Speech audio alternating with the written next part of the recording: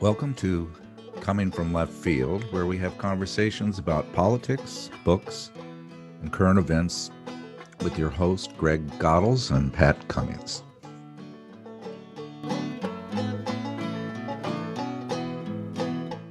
The term deep state refers to a theory suggesting a hidden network of influential members within government agencies, the military, or sometimes private sectors, secretly manipulate or control government policy.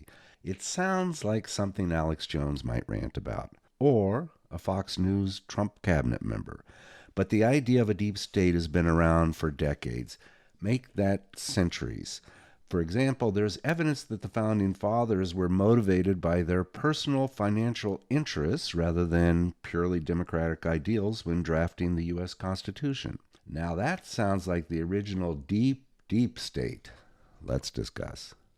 Glad to have you gentlemen here. Warm greetings. We are here with Greg, my partner, and Charles Derber. Charles, welcome.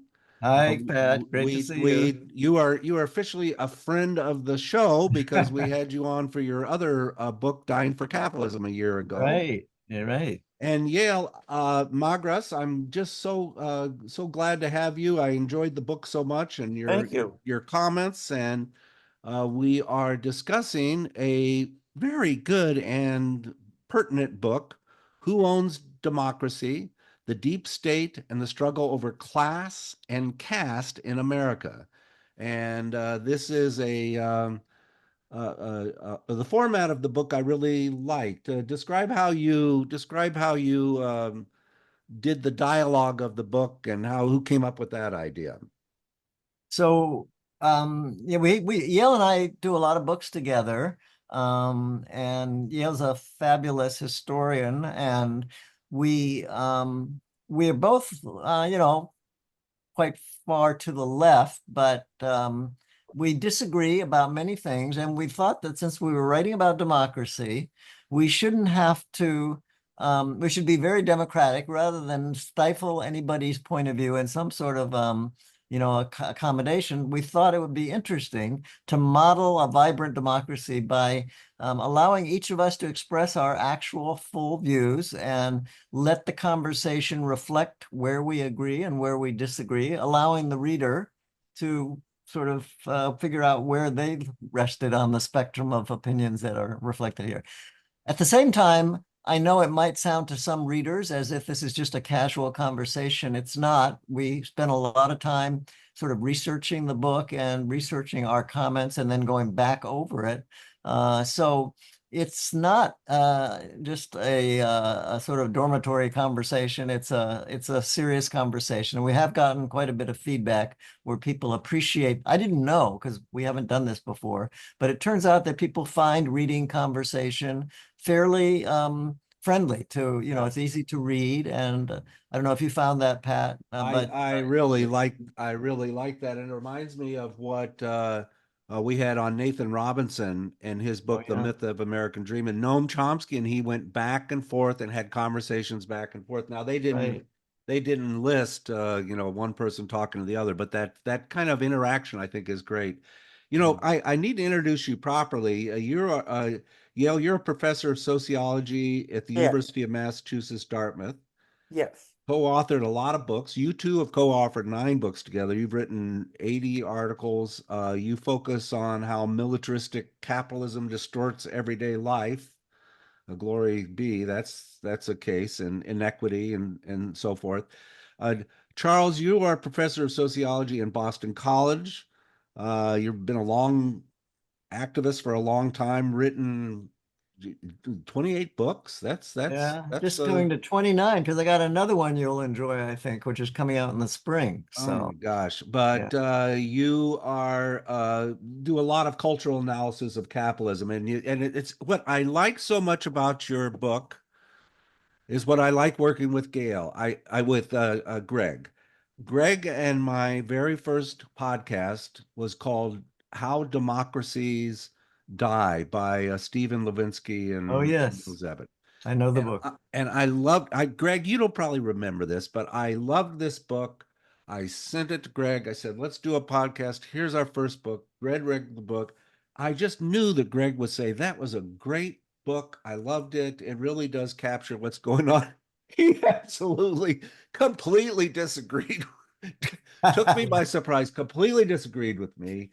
And Yeah. I think that's kind of I see that in your relationship too. The You, very statement, how democracy dies, assumes that democracy once upon a time lived. well, Yeah, you've been yeah. copying off Greg's paper. That Yeah. that was his complete point. I That's thought, the oh, this is point, a yeah. great blueprint. And Greg says, well, this would be great if we had a democracy. We don't have a democracy. Yeah, So, it's a liberal the liberal assumptions are all through that book, you know, and your head starts to nod before you examine what democracy really is and how it really Yeah. functions. Well, But those are two political scientists at Harvard, both of whom are not left at all. They're right, liberal. right. They're liberal at best. And it's Yeah, really, liberal at best. but But I'd like to riff on what Pat said about your book. I mean, I think the way you do it really opens it up for a lot of people that would not read the material if it were done differently, if it were done as a straight text, but as a kind of a dialogue.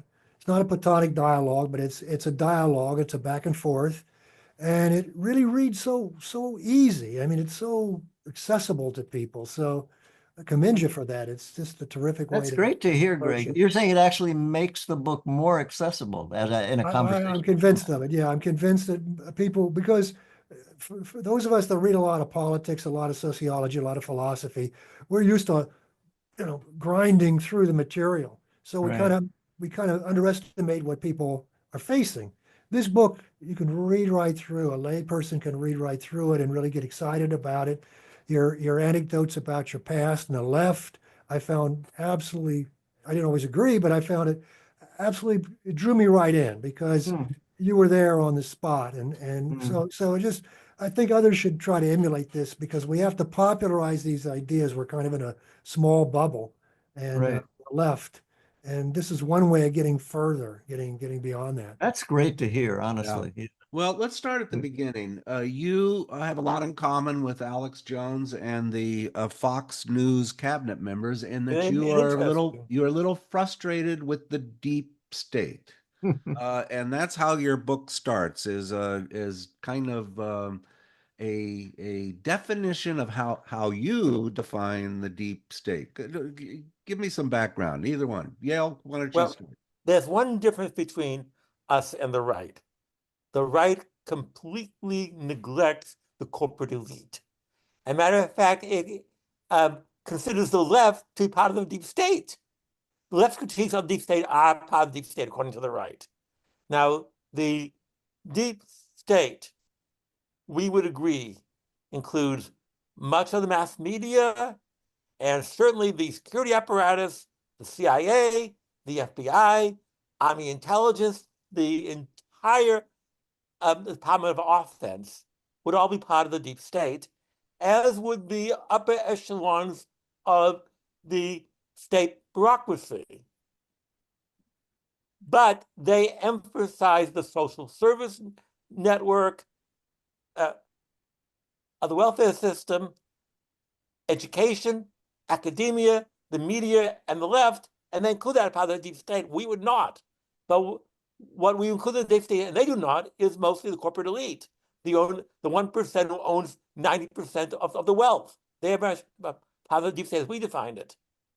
Yeah, yeah. I think what we share is the idea, and it's common, historically on both the far right and much of the left, is the idea of a deep state is that there are people who are exercising predominant control over the country who are not elected, but represent either class interests, typically, a lot of money and representing the interests of, top corporate and financial elites, as you're beginning to see fill in the Trump cabinet, but that's not new. It's been going on for decades and decades.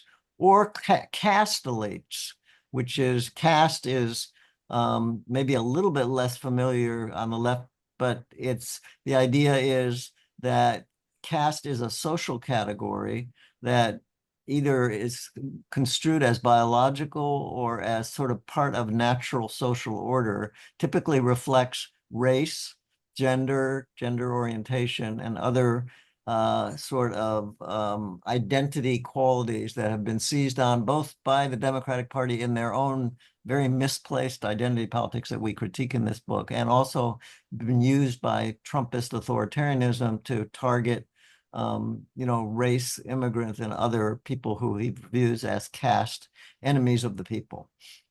Yeah. Caste is a state you're born into, and it's essentially assumed you are struck in it for life. You can never escape it. Capitalism has the idea of meritocracy. If you work hard, you are talented, you make an effort, you will achieve, you will grow. In feudalism, somebody born poor who rises would be considered upstart, not worthy, not of correct blood. Caste is all based upon the idea of correct blood. There are states you're born into and never escape. Your race is one of them. Your gender obviously is as well. In feudalism, there's an idea of primogeniture, birth order. In the South, there was a real effort to imitate the feudal caste system and build a society where everybody had a fixed position for life. The North had much less of that. The North was, right from the very beginning, proto-capitalist, which had the so-called American dream promise, the promise that there are a few select people who can rise no matter where they're born. So everyone's equal because everyone has the equal chance to rise or fall. That doesn't mean everyone's going to achieve the same. Some just don't have it. And they're lazy, or they're incompetent, or they're stupid, and they're not going to make it. But they all have equal chance, equal opportunity. Yeah. Just go back to your question about Trump and where we differ.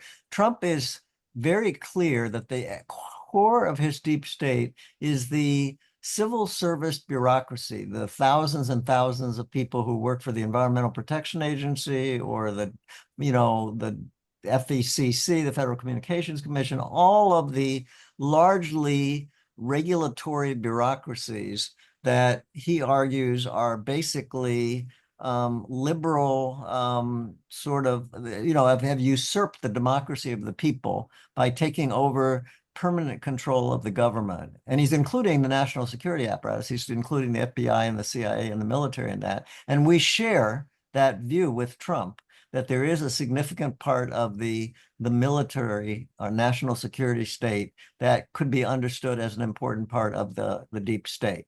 But as Yale was saying, on the left, there's long been a view which comes out of Marxist thinking, and we emphasize the work of people like C. Wright Mills, a sociologist in the 1950s, who was very, very influential, wrote a famous book called The Power Elite, who argued that the country was run by a triumvirate of corporate elites aligned with the military and with top civilians, often unelected, some elected in the government. So there's actually interesting overlap between far right and left perspectives in the idea that there are unelected people who run the country and the world, where there's a lot of disagreement about who those people are and what interests are they serving. And I think however, it's important to say that Trump won partly because, unlike Kamala Harris and the Democrats, he was arguing the system is fundamentally corrupted. There's an establishment. And he was talking here about this liberal deep state. And that argument resonated with ordinary working people who felt there's something profoundly wrong with the government and with the way that democracy operated. And my argument is that Kamala Harris and the Democrats sort of enabled Trumpism to claim a mandate because she was running on a status quo kind of politics, which said, basically, we just want to protect what we have. Trump is an authoritarian, is going to destroy the system. She was making this argument to people who were sick of this system. She was kind of embracing the system. And Trump was saying, we've got a system that's making a terrible mess of things. And especially if you're a working person, and I'm coming in, if I'm Trump, I'm going to conquer this deep state that's making your life miserable. And it was a very powerful argument because she was not offering her own interpretation of a deep state. So it's sort of like he became the change agent and she became the status quo defender of the establishment. And that's why in Pennsylvania, where Greg is, in Pittsburgh and in Michigan and Wisconsin, there was this quite substantial, it's not new, but this long-term movement of working people over toward the Republicans because they're not hearing from Democrats a critique or a challenge to the way this corporate deep state uses both class and caste to make their lives miserable. Harris and other liberals and Democrats kept calling Trump a threat to national interest and national security, which means that those things are givens. Those are, of course, never defined. It's never clear what national interest is. We would argue, as do most people on the left, national interest is really the interest of the corporate elite, or the large corporations. They define what, in fact, America stands for and what America should try to achieve for the world. Their goal is to maximize profit, maximize power for themselves, but we have this image that we live in a democracy and somehow every one of us shares the same interests. Now, Marxism is based upon the whole idea of class conflict. There are irreconcilable differences between the deep state, the power elite, the ruling class, the 1%, and the remaining 99%. But this other idea that we're all part of one country. We're all part of one country, that means we share a common interest against a common enemy. And in fact, that interest is understood by experts. Yeah. We have people like Fiona Hill, who said, I am a non-political foreign policy expert. And in fact, Trump has been accused of politicizing the military. Now, I've been trying to understand how the military can be anything other than political. If somebody can explain that to me, I'd like them to be able to. But somehow, Trump has committed the crime of politicizing the military. Right. How can it be anything but? I'd like to bring Greg in here because one of the things that Greg has kind of helped me understand things from a different perspective. And one of his perspectives is the illusion that we have a democracy, that these very wise founding fathers set forth this arrangement that allows us to vote for what we want, and it's freedom and it's so forth. And Greg, you remember you sent me this book 2 years ago, The Economic Interpretation of the Constitution by Charles Beard, 1913. If you read it, it's like it's pertinent today. Well, they do a lot of work on that. I mean, they begin by explaining how these ideas, the misshaped democracy we have, we inherit from the founding fathers. They intended it to be misshapen. They intended it to be anti-democratic, and they explain that very, very well. I would push their envelope a little further. I think it's an excellent envelope that they've developed about a ruling class. I prefer that term, but I think you guys are smarter by using a term that people relate to. But I grew up with the idea of a ruling class, and I would include elected officials. I would think today, certainly in today's world, when you look at what it takes to run for a major office, you look at what a lock the two major parties have on any outcomes, you'd have to conclude that elected officials are part of the ruling class because they're cultivated, they're nursed along, they're selected, and they're vetted by the ruling class. So they indeed are also part of that group that you've defined as a ruling class or a deep state. They're millionaires. In other words, we're really in a hell of a bind here. We're really we are. And Greg, you're making an interesting point here that people might say by using the term deep state, whether it's the right, both the left and the right are saying we need to challenge the deep state. And both of them are saying, in a way, I mean, they're very different deep states. And Greg's comments raised the question of, do elected officials, particularly the president, is he part of the deep state? Because I introduced this saying the idea of the deep state is that unelected people, particularly the corporate elites, have overwhelming ruling power in the country and have to have throughout the whole country, always making our democracy very, very weak and imperfect. And we struggle on thinking about how to position the president in particular on this, because in a way, the president has one foot in the deep state and one foot out. But I agree with you. And as we move toward another wave of American authoritarianism and what we give a pretty precise definition to what we mean by American fascism, which we think starts very early in the slave confederacy. We struggle with the question that Greg is raising, which is how to think about the president and very top people in the government who are elected, but are so deeply aligned with the corporate elites and what Greg is calling the ruling classes, that it's very hard to separate them out. And I think any viable progressive concept of the deep state has to include certain elected officials like the president who are, as Greg just said, are bound pretty strongly. They need the funding. They're surrounded by all kinds of transactions and structural forces and ideological forces that keep them bound to the corporate elite. So I agree with you, Greg, that there are elected officials who play a significant role. And we do have a Congress and a ruling class of people elected who are all, millionaires in Congress, and increasingly in the Trump cabinet, as it appears, are increasingly billionaires. We have already 5 or 6 people that have been tapped, from his Treasury Secretary to his Commerce Secretary to the role of both,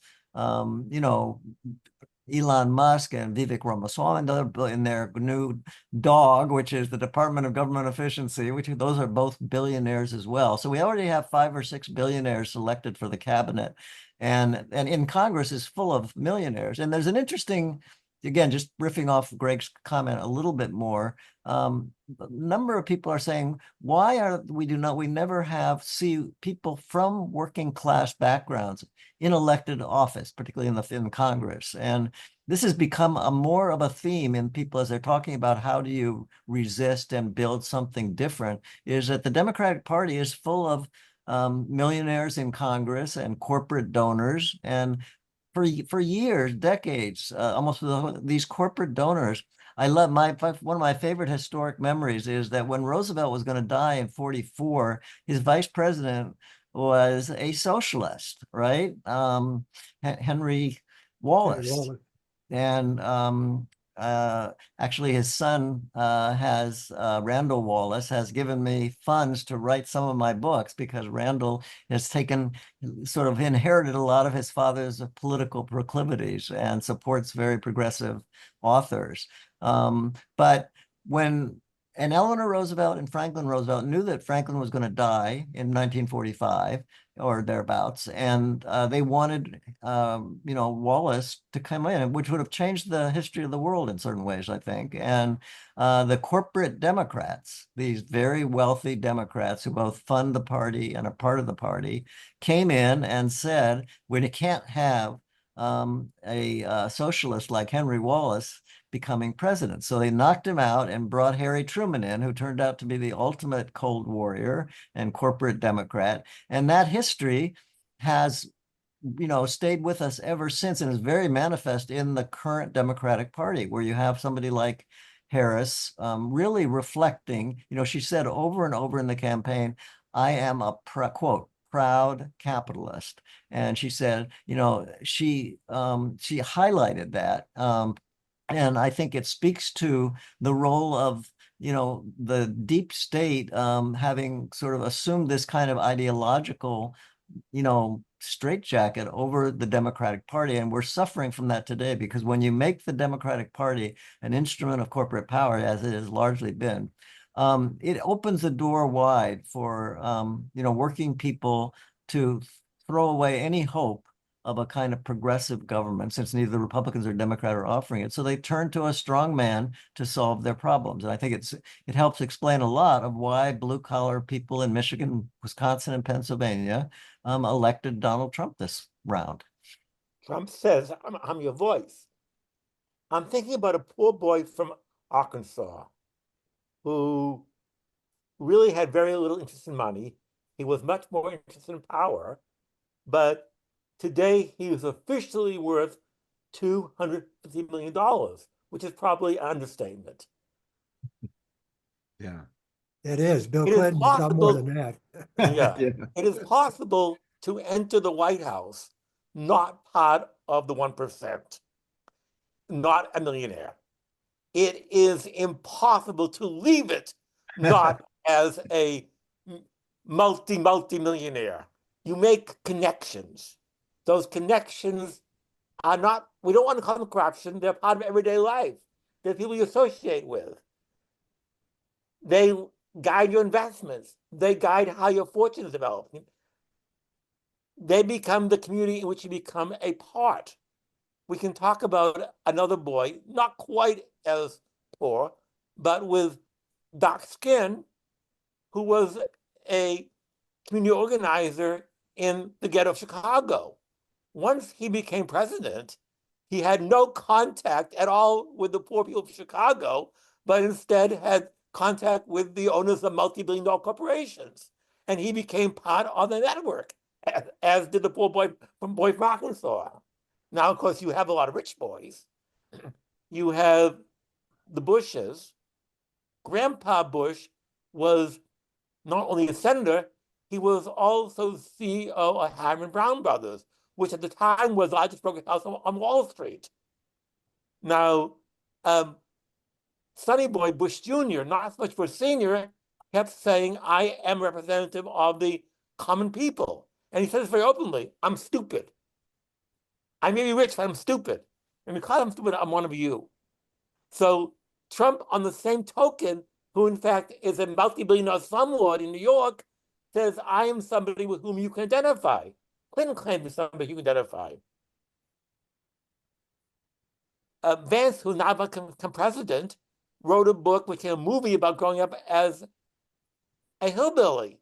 So they have the pretense of coming from the lower class, but somehow they get intertwined with Athale, one of the largest billionaires in Silicon Valley, along with, of course, Elon Musk himself, and that's how the network. It doesn't really matter so much where you're born. What matters is who you end up associating with, who supports you, who sponsors you. Yeah. When you when Go ahead, you Greg. get around to doing your second, third, and fourth revisions of your book, those additions come forward. I would also suggest maybe you expand the concept of ruling class, at least in a secondary level, to NGOs and nonprofits, because Yeah. they become a factor in modern capitalism, a controlling factor of people, and particularly of the left. I mean, the left used to buy people off with cash, used to buy them off with jobs. Now you give them an NGO or a nonprofit, and they become a part of, they become drawn into the ruling class as well, a function of the ruling class. So that's another extension, I think, that's a kind of a modern ripple. Actually, I just want to go Don back one second, Pat. I know you're eager. And I just one said you put up right at the very beginning Charles Beard's book, The Constitutional. Can you show that again to people? I just want to. I'm glad you. Here it is. And Yeah. his contention is that the system of checks and balances was created to protect the economic elite. And to maintain and the hierarchical order is the, that, and I think, was it you, Yale, that said the people before the Constitution were famous people, Jefferson, Washington, Adams, and they made the Constitution, and the people in power after the Constitution were Jefferson, Washington, and Adams. Yes, I said that. Yeah, So something really like nothing that. changed. It's like, it's a oh, great phrase. how could that possibly work out? Quite a okay. revolution, yeah. Yeah, But it was not a revolution. the reason I mentioned that, I thought, I'm glad that you brought that up, Pat, was that I think one of the things people might find interesting in this book is we make the argument that the kind of neo-fascist authoritarianism that people are on the left are rightfully very afraid of today goes way back to the beginning of the country. And the book begins, I think our first chapter or second chapter gets deep into the founding of the country as two emerging deep states, one of which we call the Northern capitalist deep state, which is basically run by, mercantile powers like John Hancock. And these are people deep into the early Northern growing corporate world. And it's a very troubled marriage with the Southern elites who were basically a caste nascent or emergent deep state, who they shared interests in wanting to break from Britain and get more independence and sort of chart their own geographical control moving west, independence from political rule through British Parliament. And so they shared certain interests, but the class vision of the North, the Northern deep state, and the caste vision of the Southern deep state were quite different. They led to two very different societies. And over the period of the next 75 years, as in many troubled marriages, the conflict got worse. And it ultimately led to the impossibility of reconciling a deep state organized fundamentally around class, and one organized around caste or race and slavery. And that is how the Civil War took place. And then that distinction, after the North won the Civil War, after 1876, after the compromise that pulled the North out of the South, you had the resurfacing of what we call fascist ghosts, which are basically Southern racial codes. Jim Crow came to frame not just Southern racism, but a new system of governance. It really was a kind of perpetuation of the original Confederate neo-fascist sort of authoritarianism of the South, which was based on slavery and never envisaged any possibility of people who were not white males and wealthy of ever really governing. And, the thing that you mentioned, Pat, about Yale's felicitous phrase of funny, before the revolution, of people with funny names like Jefferson and Adams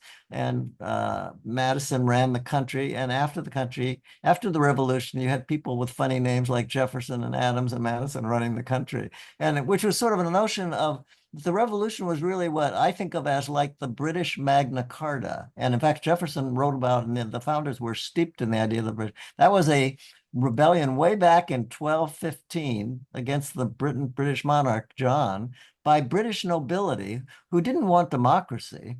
Magna Carta was a revolt against the king simply to make sure that the other the other parts of the nobility had a little bit more control over their own property and the wealth of the country. But somehow the founders, although they were steeped in British history and really understood a lot about Magna Carta and were acting that out. Remember, Magna Carta never had a vision of democratizing Britain. It simply said, we can extend the caste power of the king, the class and caste power united of the king, a white male with enormous power and wealth, to the rest of the nobility. So the idea, in a way, of the American Revolution was very similar, that we would break from Britain.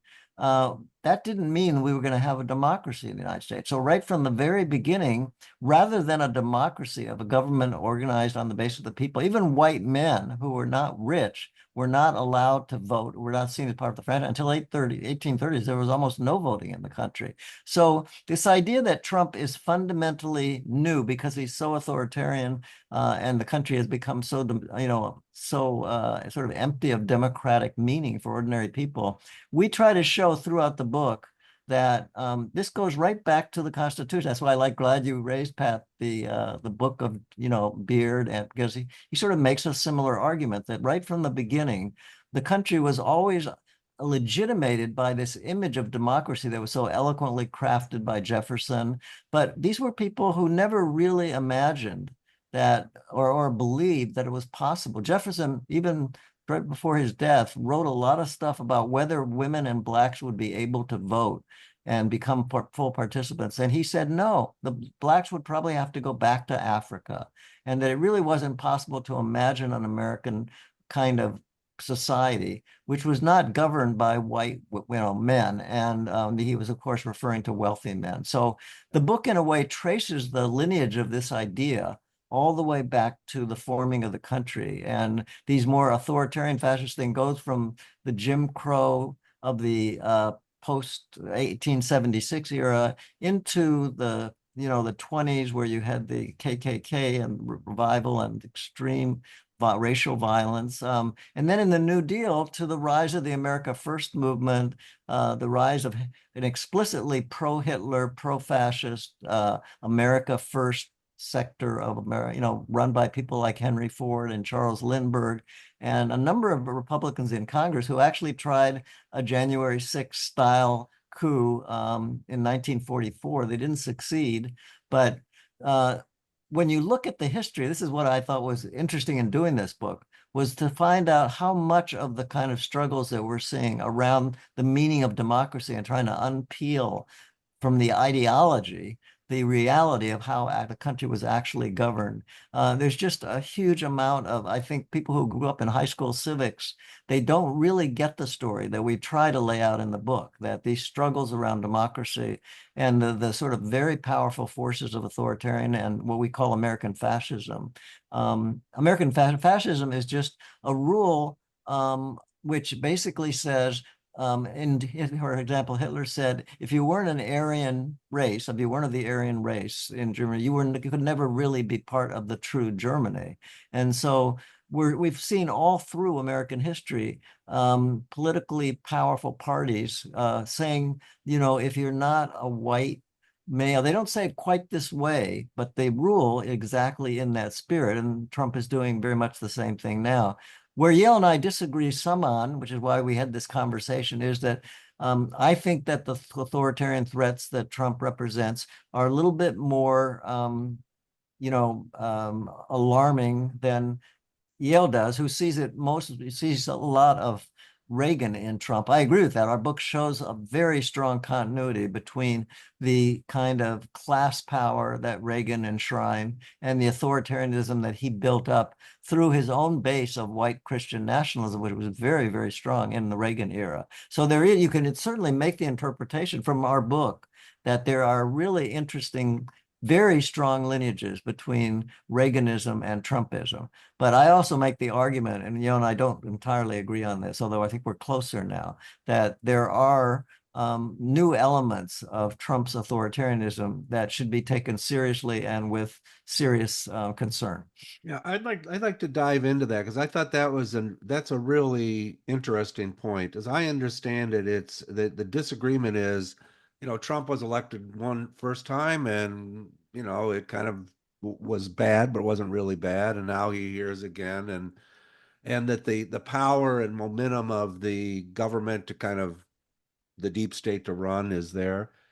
The issue is, how big of a shit show is this new government going to be? And go ahead, Yale, give me your thought about how big. Reagan was specifically brought in to undo 1960s, to destroy the protest movements against Vietnam, along with civil rights. Okay. He succeeded beyond imagination. The left became trivialized to the point that most people can't distinguish between left and liberal. The left now focuses entirely upon identity politics, race, gender. As Greg says, there's no longer discussion of class. There's no longer a discussion of militarism. That, in fact, one of the crimes the newly nominated Secretary of Offense has is he's against women in combat. And nobody's asking the question, wait a minute, should anybody be in combat, period, male or female? That's not even raised, not discussed. We want the full rights of Americans. But what are those rights? Are they things that anyone should ever really want? These have been completely removed from the discourse. Now, if you look at Reagan, what did Reagan do? He crushed unions. He expanded the gap between rich and poor. Around the time Reagan became elected, the average CEO made 30 times as much as the average worker. And that sounds like a lot. But today, there's real progress. Today, the average CEO makes 300 times as much as the average worker. This is a tendency that clearly began in Reagan time. Now let's look at Bush Jr. in particular, and Cheney. And I still cannot get over the fact that Harris allied with the Cheneys. Oh, God. The Cheneys gave us the invasion of Iraq. They gave us the invasion of Afghanistan. They also gave us the Patriot Act. And if you want to talk about fascism, the Patriot Act is a replica of Hitler's Enabling Act, which basically established fascist Germany. It completely abolished the Bill of Rights. It says that certain people can be labeled as terrorists, be locked up indefinitely without trials. The government is free to wiretap anybody it wants. It can even examine the books that you borrow or read. If that's not fascist, I know what is. So what makes Trump a fascist, which he is, and Cheney not a fascist? And then, of course, you can look at Clinton, look at Obama. They did not reverse much of what Reagan or Bush Jr. did. So we have a continuity. Now, in fact, what is Trump's real crime? Trump's real crime is that he is exposing much of what the deep state does, and everybody knows, but you cannot say. Obvious example. Everybody knows the United States invaded Iraq and Afghanistan to bring freedom, to control terrorism, for oil. Everybody knows it was really for oil, but you're not allowed to say it. Trump openly says there's oil in their countries, let's go get it. He openly admits they were wars for oil. That's not supposed to say. You're supposed to say it's for democracy. And like I say, Trump's crimes are that he's too blatant, too obvious, and exposes things not supposed to be exposed. And therefore undermines the veneer of democracy by exposing it as a veneer. I think you anticipate my feelings are closer to Yale's, I think, in this issue. And I think he brings history, and I think both of you bring history in your book, and that's so important. It's great to talk to people that have an appreciation of how history gives you a picture of what's going on, gives you an idea what's really behind the scenes. And I would say Reagan was not just a response to the new left or the rise of the civil rights movement and so on to squash that. It was also a reaction to the economic decade. It was a disaster. The 70s were a disaster, and no one really talks about it. But if you really study the economics of the 70s, stagflation, what it did, it just sucked the life out of working people in this country. It really was a very difficult time. And so just like Trump coming in on the heels of the Great Recession, his appeal grew, Reagan's appeal grew with working people because they suffered disastrously, and Jimmy Carter didn't have an answer for that. Actually, the first 2 years he did. He had a very progressive but he abandoned that. So it opened the door for Reagan. And again, the Great Recession and the Democratic Party's response to it opens the door to Trumpism. And you can really only understand Trump and why so much of the ruling class turned against him. The CIA, the FBI, the State Department, they hate him, is because, as Gail said, he doesn't play the game. He doesn't keep everybody behind the barrier of lies that exist, the mythology of American democracy, the mythology of American success, the mythology of the government on the hill, and our total principle views of the world. He dismisses that. He is crude. He's vulgar. And that's why I think a lot of he's not really part of the ruling class. He really is kind of an outlier. And that's why a lot of his popularity grew from that. The fact that he is an outlier, even though he's an asshole, he's an So, I mean, outlier. I think I have two comments about this to just sort of bring a little bit of the alternative way of framing this. And by the way, I think everybody who's politically, whatever their political, is thinking about, Pat's question. I mean, is this just another extreme conservative move? We've seen this movie before with Reagan and Nixon and way back, or, back to the 20s and the robber barons. And we show that lineage. Trump is certainly part of that corporate lineage. And in that sense, you could say, well, there's nothing really new here. There are another set of threads. Let me just pick it up in a very visceral, personal way. I was on a university campus. I just noted that, so I'm in a sociology department. So sociology has been targeted by DeSantis in Florida. We actually have a candidate coming from Iowa who would like to come into the department, and she's being pushed because Iowa has basically said that any kind of core sociology class that's dealing with class, critical race theory, corporate power has got to be ditched. Now, I've been in the university a long time, but I am not accustomed to seeing, here's a whole discipline and you got to combine this. Just now thinking about the thing that I have to come into and experience every day, I feel like the atmosphere of repression on American campuses. There was a big article in the New York Times today gloating about how the Gaza protests had been significantly there had been 400 encampments back in the spring, and now there are only 75. The universities have succeeded in basically scaring to death out of people who are going to, and that is just one small bit. You can go to book bannings. The veneers, what American democracy, the very, very sort of authoritarian form of democracy we've always had, as we point out through history, has generally been veiled in what we call the veneer of civil liberties and rights, which have always been limited, but very important. They allow us to talk like we're talking now. They allow us to write books. They allow us to organize on the streets. They allowed people when Trump was elected 4 years ago, or 8 years ago, to have, the largest number of people out on the streets in an inauguration of a president.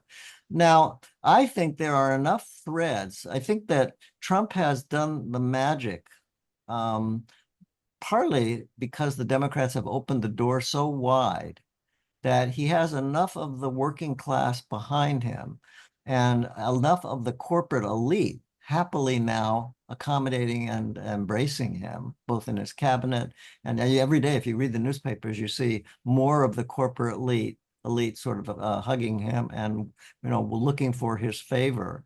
So he's got a kind of cross-class, and then the fact that Hispanics and Blacks also began to vote less for Democrats, where Greg is, the turnout of Democrats in urban centers in Philadelphia particularly was much less, and both the Black and working class vote for Democrats was much less. Her margin among white working class people fell by about 12% from Biden's margin. So we're seeing, I think, in all of these things, which are both class and caste related, a kind of opportunity for what's always been there, this sort of authoritarian kind of impetus of capitalism to sort of emerge into a more fierce ripping of the veneer. What Greg was just saying is that Trump is attractive because he rips the veneer, because he says what you're not supposed to say very openly. He doesn't have any problem telling people, hey, see that guy over there who's has a sign up saying, Trump is bad?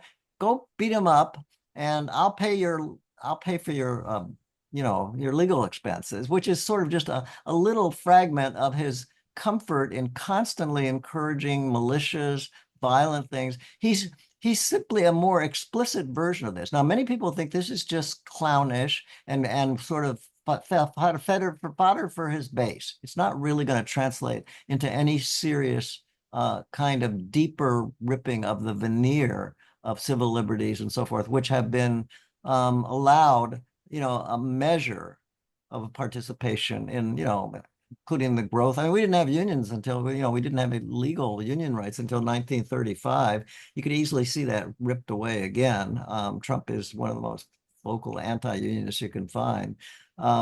So my view is that we don't know whether this is going to be another Reaganism or whether it might be some closer to things that we describe in the book, which go back even deeper to the overt fascism and pro-Nazi politics of the 30s, which were very strong among, and both among Long and the America First group and so forth, or all the way back to the Confederacy. I mean, you don't have to scratch your head too long to say that there's been deep authoritarian neo-fascist forms of governance in the United States that that somebody like Trump could easily bring back in a 21st century form. So I think that there's the possibility of this moving in ways that are much more dangerous. Although I think that, I mean, for example, the mass deportation issues, I think he will move on those. I think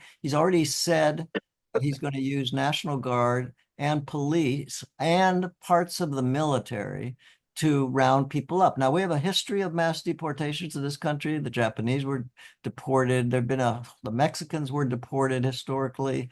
There's a long history of this, but that doesn't mean that the particular form that it takes today won't be, even more dangerous. Trump is good. He's quite charismatically powerful at bringing out the worst in American, culture and politics. And so I think that people who simply say, we've seen this film before, and you don't really have to worry about anything that's fundamentally different, or, I think that I'd say you better start organizing some of the whatever possibilities of a different kind of politics, because if the Democratic Party remains as deeply corporate as it is today, and if other people simply throw up their hands and say, well, I'm done with politics because, Trumpism has taken over too much of the culture and the politics, I think that's opening the door to a place that you don't want to go. And so I think it's very important to think about where are the new channels is there a kind of path in the Democratic Party through Bernie Sanders, AOC, and a fairly large progressive caucus in the Democrats who really have not been happy with Kamala Harris and the way that campaign was run. There's a lot of internal dialogue going on in the Democratic Party about what happened and how it went off the rails as badly as it did. I think Harris was a disaster. Because she represented all the historical forces of corporate and military kinds of ideology and power. I mean, I don't know if you guys know this or your audience knows this, but her brother-in-law is a deeply embedded, this is Harris's brother-in-law, Anthony West, is a CEO of a Uber and very, very integrated into the Silicon Valley elites and so forth. She comes out of that West Coast kind of democratic politics. Gavin Newsom has quite a bit of this as well, which is tied in with money and with high-tech authoritarianism of various kinds. So I think there will be a struggle inside the Democratic Party. It's becoming quite overt. AOC has been coming out more militantly recently. And Bernie is pretty damn good these days at saying we've got to fundamentally change things here. He's really, I think he's wondering how can he claim, he's an independent, he's not formally a Democrat. He votes with the Democrats. Whether he's going to, I think that he's had it with the Democrats. He's being very outspoken. And whether he can connect with enough of the labor movement, Sean Fain types or other kinds of people who are on the left and just cannot take where the Democratic Party is these days, that is going to be a really important struggle. And and meanwhile, Trump, I think, we are left with a working class, which is, the biggest, most important earthquake in voting and political behavior is the movement of working class people from, which is now 60% of voters are white, non-college voters. They've been migrating from the Democratic Party under the New Deal, where they would have a real home, to the Reagan Republican Party for 40 years. That migration, which is either out of the Democratic Party by working people or simply disaffected from politics and not voting, that happened in spades this election. And the question is, where is that going? I mean, it could easily end up with Trump continuing to consolidate his base. He's going to do enough things that symbolically through tariffs or, appealing to the racial dynamics of, the long history of American, right-wing populism, bring the great majority of the country behind the more extreme version of what could happen. And I worry about that. And I think it's something, and, it's happening. I mean, you can't ignore the fact that this wave of neo-fascism happened in the 30s. It happened not just in the United States, but of course, all through Europe. And we're seeing today exactly the same thing. We're seeing a wave of fascism through, that runs through Italy, where you have a neo-fascist, prime minister.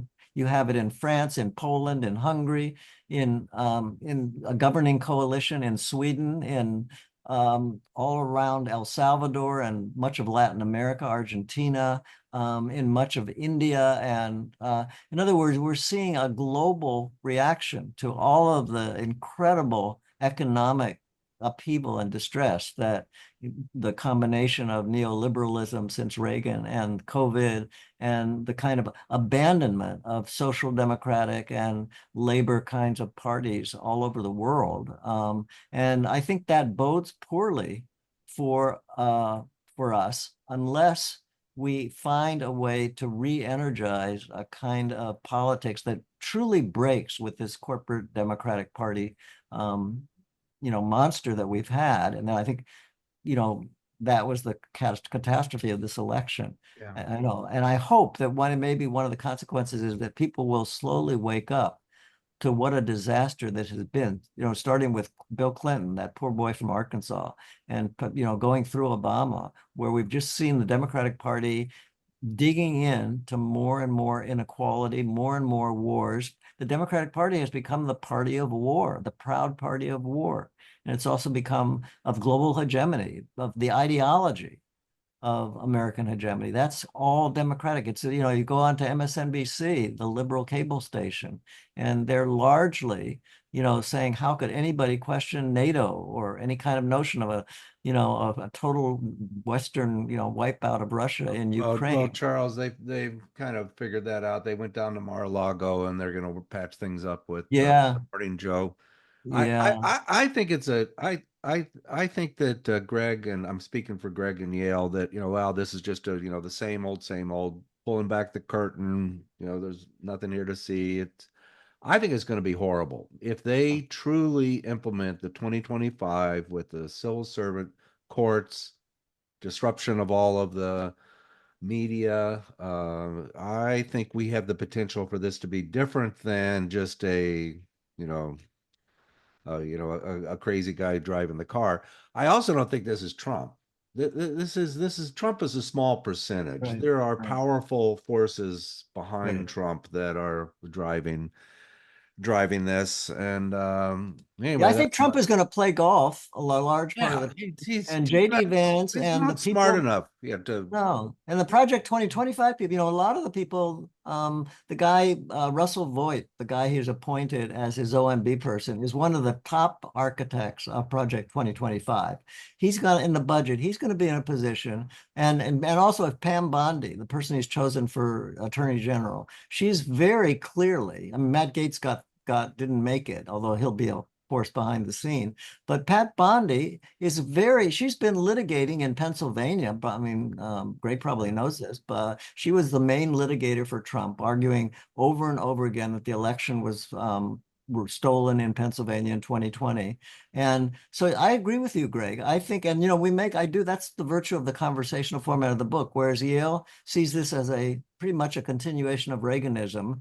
I treat it that way, but that there is this new dimension of it that I think is also horrifying. I mean, Reaganism was horrifying, but Yes, it can become more horrifying because I think he is in a position now to put into effect the worst of these proposals that people think are just jokes. You know, that, oh, well, this whole idea of eliminating, you know, the federal agencies, you know, eliminating public schools, eliminating Social Security, eliminating checks and These are balances. all things Reagan talked about. These are all things Reagan supporters wanted way back when. They didn't get it. And now they're in a position to actually see much more of it come into fruition. Yeah. The Democratic Party is in disarray. People are demoralized. I don't think there's been this kind of, and there's a repression. I can feel it on campuses. People are afraid.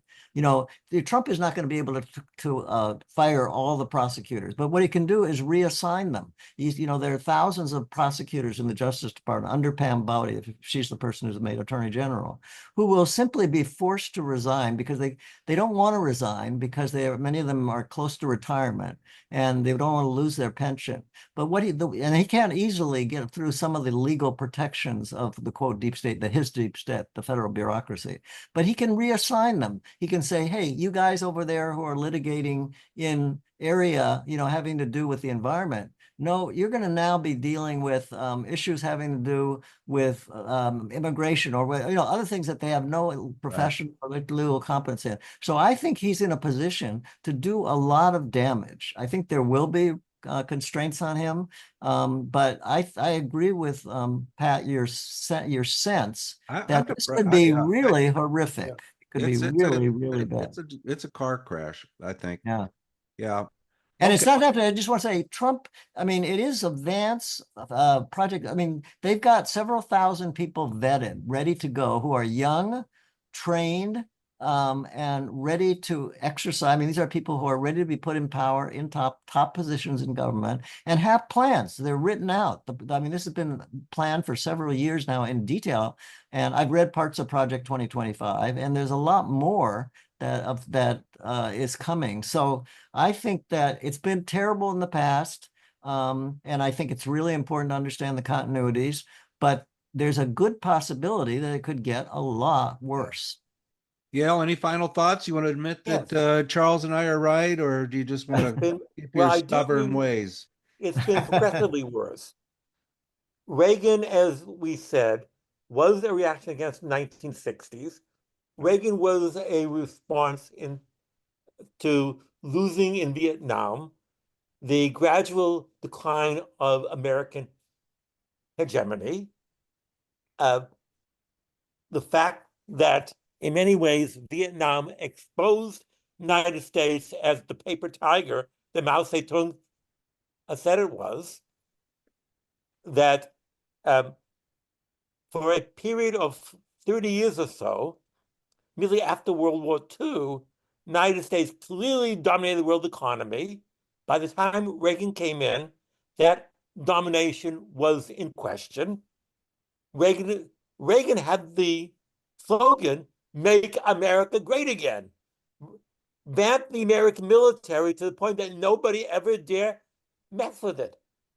Doubled the number of nuclear weapons, even though he later on tried to, he claims, get rid of them altogether. Bush Sr. was actually brought in by the other element of deep state to restrain Reagan, but instead he adopted Reagan and became Reagan's heir. He, of course, invaded Iraq the first time, but then got out of it. And we talked about the poor boy from Arkansas, who in fact moved the Democratic Party into Reagan-esque neoliberalism, such that it became a moderate clone of Reagan, certainly economic and military policy, although it had the pretense of being more sympathetic to civil rights and, for that matter, feminism. It adopted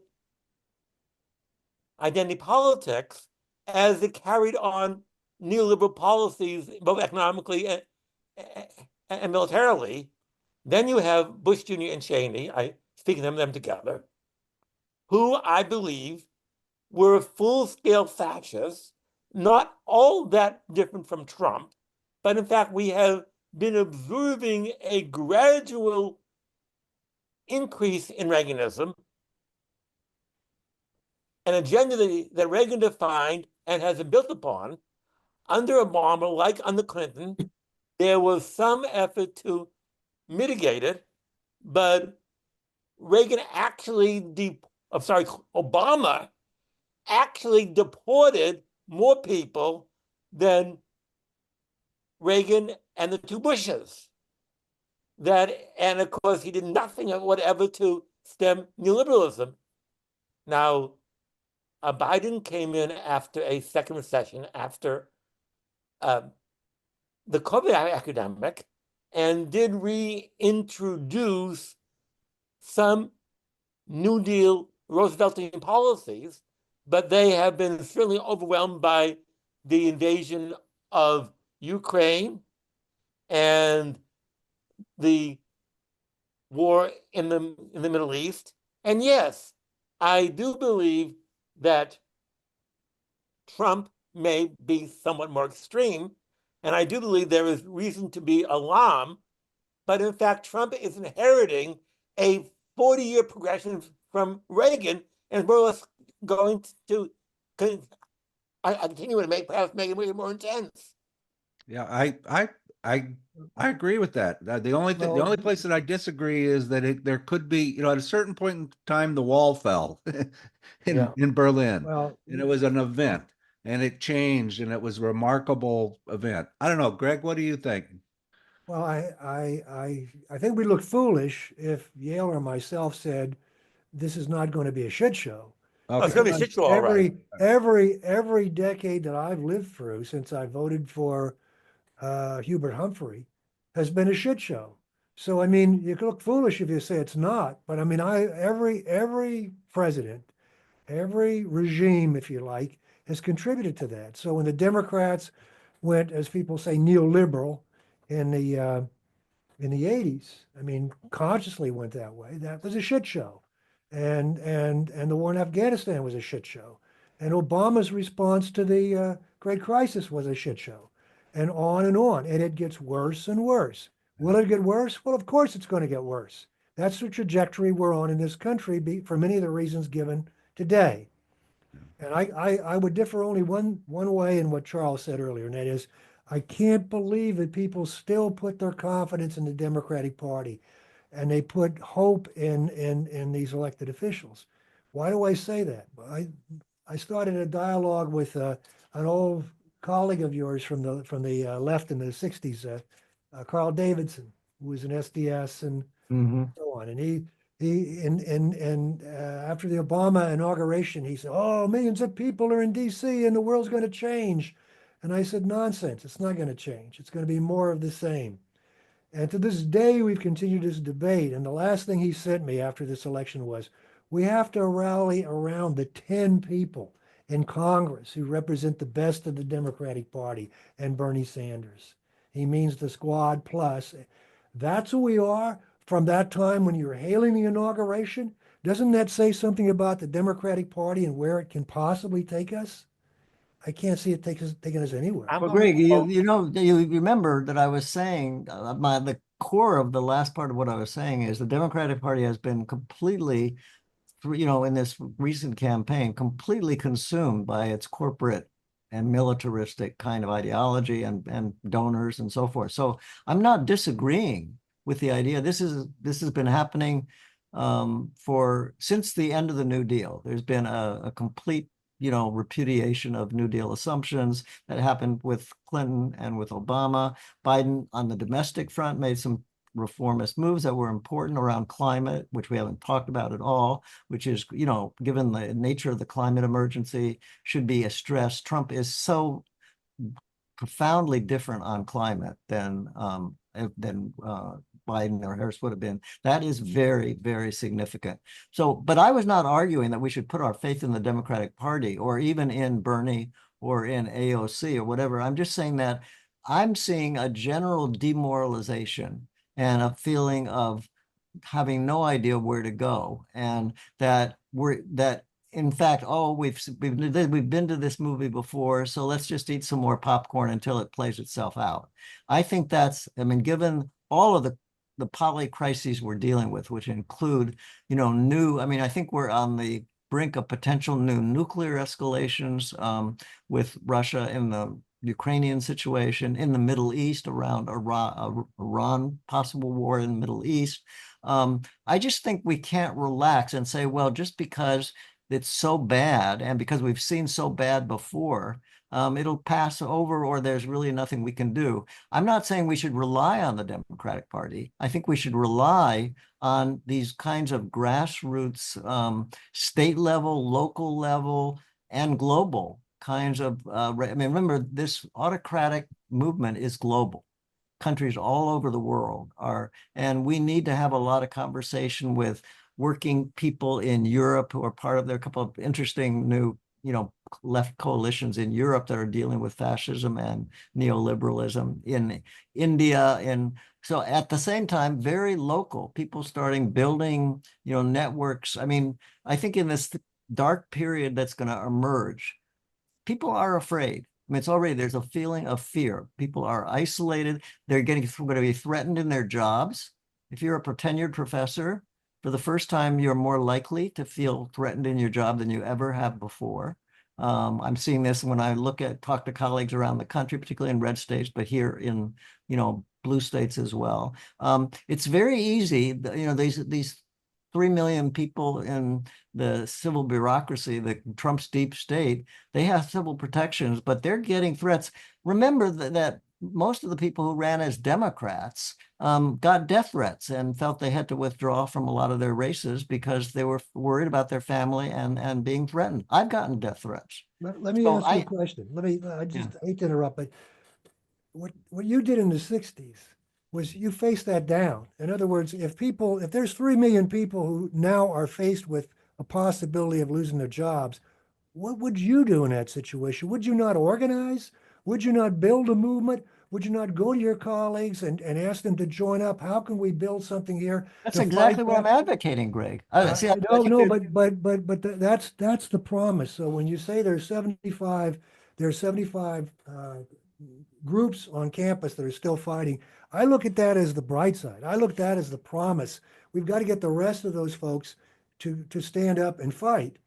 And there's too little of that in America. There's too much handed off to the Democratic Party or handed off to the NGOs, right, or handed off to the other people, the union leadership that represent us, unlike in the 60s when the organization began and it grew in response. And those were the most democratic moments in American history. And, we authored the book, Greg, I don't know how deeply you went into it. We make the argument for what we call deep democracy, which is extending the concept of democracy from voting and political representation, particularly through the through the two parties, into the economy. We make the argument all through the book that when we've seen resistance to autocracy and American fascism and to neoliberalism and corporate class power, it's come whenever people have understood democracy as representing participation and voice for workers, and more of a controlling voice by workers in the workplace and in the community and so forth. So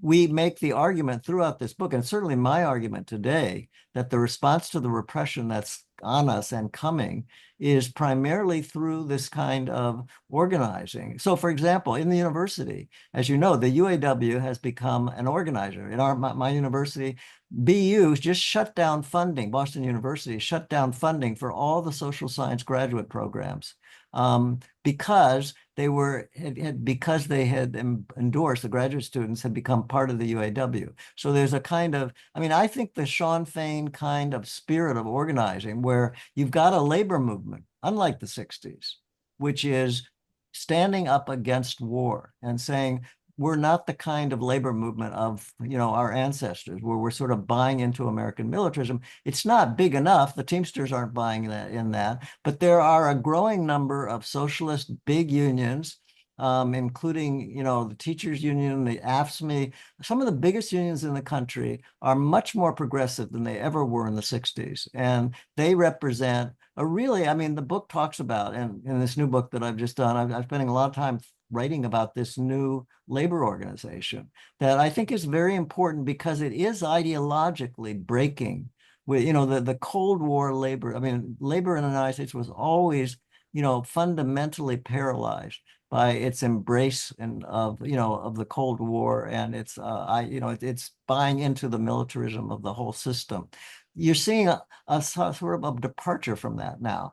And I think this is part of the history that's worth noting, which is all through the history of the country, there have been these kind of what we're calling deep democracy movements, which have built off of labor and off of abolitionism, off of a whole set of different kinds of movements. The populism, and I differ on what that populism of the late 19th century was, but the populists I like were, despite the kind of racism and cultural conservatism of a lot of that populist movement, they were organizing around taking control of Wall Street, claiming that Wall Street should be subjected to public ownership and that the control of American finances should be put back into localities and into public hands. So there is a history here, which is not, Greg, a history of the mainstream Democratic Party that we trace all through the book, which is, I think, is the part of where the promise is. I think at the same time, you've got to have some way of organizing into and affecting the political system itself as well. And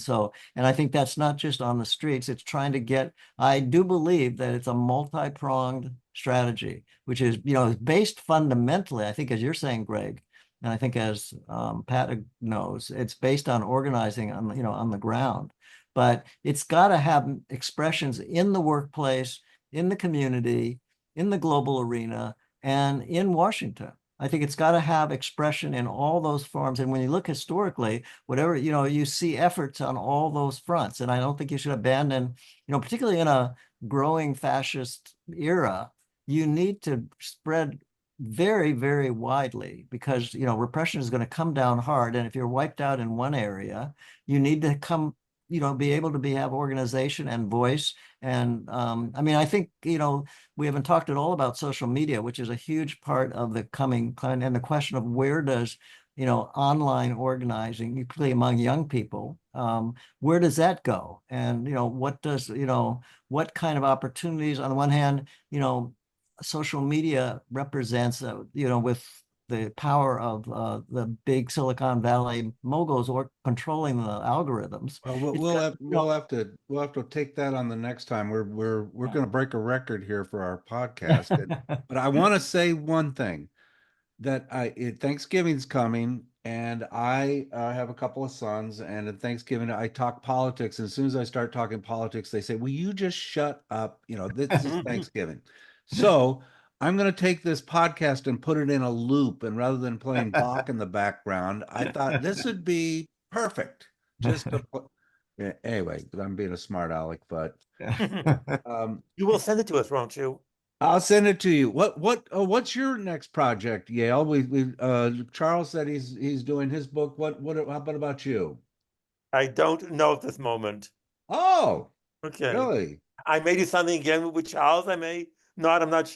Yeah, Yale and I are going to be talking soon about another. I'm just finished this other book, which I think you guys will be interested in. I'll send you about. Okay, send it to us. It's about fascism and it's related to some other things we haven't been talking about. But Yale and I might be doing a book together about the ways in which the Democratic Party has become the Republican Party of yore, and the Trumpism has triumphed by sort of co-opting anti-war and labor themes, through ideas like tariffs and the forgotten worker, that in some ways Trumpism has become, the populist of the time, and the Democrats have become the establishment of the time. So I call this the twist, and it's another thread that Yale and I might take up. So have you thought of writing horror movies and yes, definitely. Charles, it came with orange hair. Yeah. Oh, God, jeez. I'm just retired from my university, largely because I could not deal with movements that are frankly that are really far right, but present themselves as left, that demand political correctness, extreme censorship, suppression of free speech, and it made it very, very difficult to carry on in the university. So you basically you refused to put your pronouns on your Exactly, and exactly. that was You got it. that was the Good for you. final Good for straw. you. Yes, I was called racist because I used the word black. And I also suggested that to understand racism, you had to use the N-word. And the fact that I said the N-word has a purpose to critique it led to myself having to go before deans. Oh, Jesus. We should, the next podcast, we need to be on a park bench in like some Midwest town square. Good and idea, just- good and just- idea. And just yell at people as they go by. That's what we Yeah, should do. that was what I'd you like should do. that. Let's make sure I'd we're like gonna have that. another podcast. That'd be a good idea. Hey, this was a fun Monday, wasn't it? It was. It was. We got to Greg, do it what's- again. Keep us in the Yeah. loop, Yeah, both you guys. absolutely. You know, Greg, this was What's the great. last name, Greg? Thank you It very much. was. Thank you. Thank you, Well, Pat. It that's was